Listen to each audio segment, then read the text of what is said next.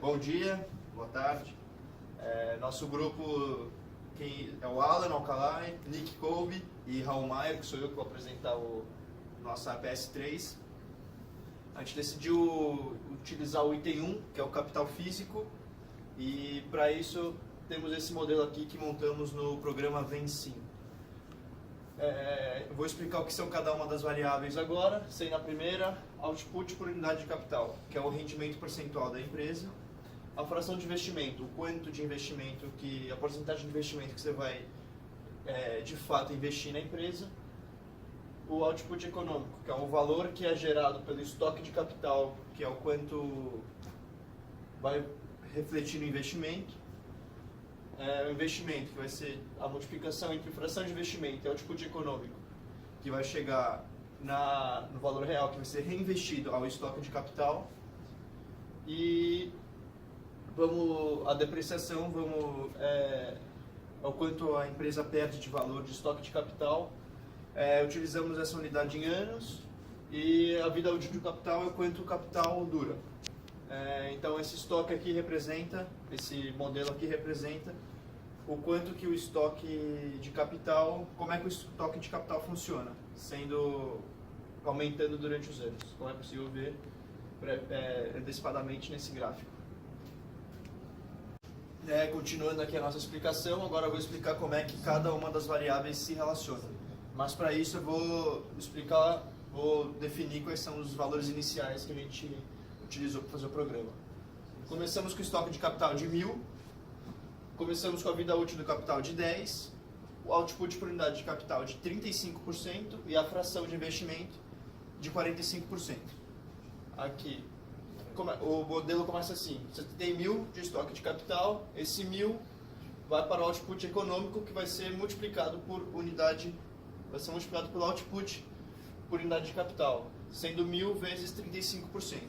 Aqui teríamos o output econômico.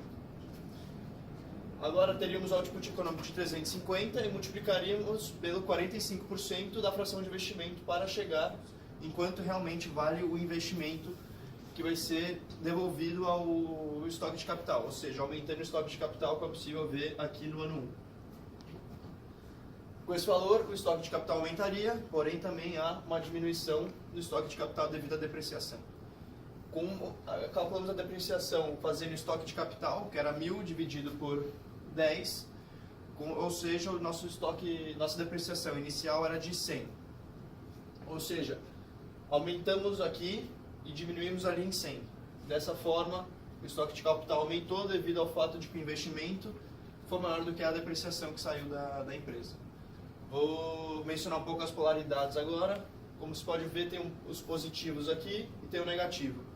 O positivo significa o que é uma polaridade positiva, quando uma variável aumenta e a que vem consequentemente em função dessa aumenta também. Ou seja, se o output por unidade de capital aumentar, o output econômico também vai aumentar. Se o estoque de capital aumentar, o maisinho aqui, o output econômico também vai aumentar. O output econômico aumentando, o investimento também aumenta. A fração de investimento aumentando, o investimento também aumenta. Mas também pode-se entender por essa forma. Se o output por unidade de capital diminuir, o output econômico também diminui, assim como todos os outros exemplos. O estoque de capital aumentando, a depreciação aumenta, e a vida útil do capital aumentando, a depreciação diminui, porque a divisão vai ser feita por um número maior. E dessa forma que estamos explicando o modelo. Final aí. Falar dessas setinhas aqui, um B e o R sendo de reforço, uma atividade de reforço, e o B sendo uma atividade de balanceamento. Como é que funciona uma atividade de reforço? É assim: o aumento no estoque de capital aumentará o output econômico, o que aumentará o investimento e o que aumentará o estoque de capital. Ou seja, como aprendemos em sala, é a setinha para cima. Começou com uma setinha para cima com o aumento do estoque de capital, acabou com a setinha para cima quando o investimento aumentou o estoque de capital novamente. A atividade de balanceamento é justamente ao contrário. O aumento de estoque de capital aumenta a depreciação, porém a depreciação diminui o estoque de capital. que é a setinha para cima e a setinha para baixo. Então é assim que funcionam essas coisas de atividade. Agora eu vou explicar sobre a classificação de cada variável. Essas são constantes, auxiliares ou level. As variáveis constantes são aquelas que não mudam durante o exercício. No nosso caso são a fração de investimento, output por unidade de capital e vida útil do capital. Sendo fração de investimento em 45%, output por unidade de capital em 35% e vida útil do capital em 10 anos. Agora vamos falar das auxiliares. As auxiliares são as que dependem de outras variáveis para conseguir chegar no seu valor. Ou seja, essas são output econômico, investimento e depreciação.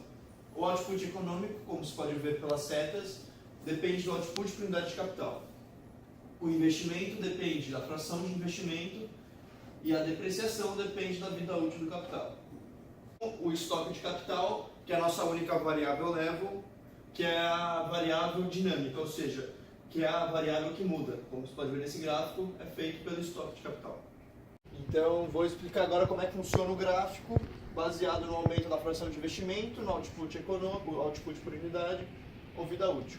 E só para mencionar, que eu acho que eu não mencionei ainda, o estoque de capital está em reais por ano, devido ao fato que a depreciação que escolhemos foi por ano e dinheiro é reais. Vamos lá. Fração de investimento é 45, como você pode ver, o investimento é crescente, portanto o estoque de capital é crescente, possível ver nesse gráfico.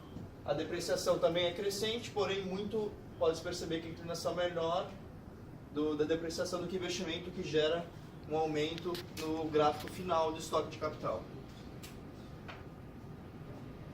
Porém, quando mexemos aqui na fração de investimento e aumentamos ela, o que acontece com o investimento? Ele aumenta ainda mais, a depreciação gera um estoque de capital ainda maior, a depreciação também aumenta. Porém, pode-se perceber que a inclinação é maior do que a primeira, devido ao fato de que mais dinheiro está entrando do que saindo.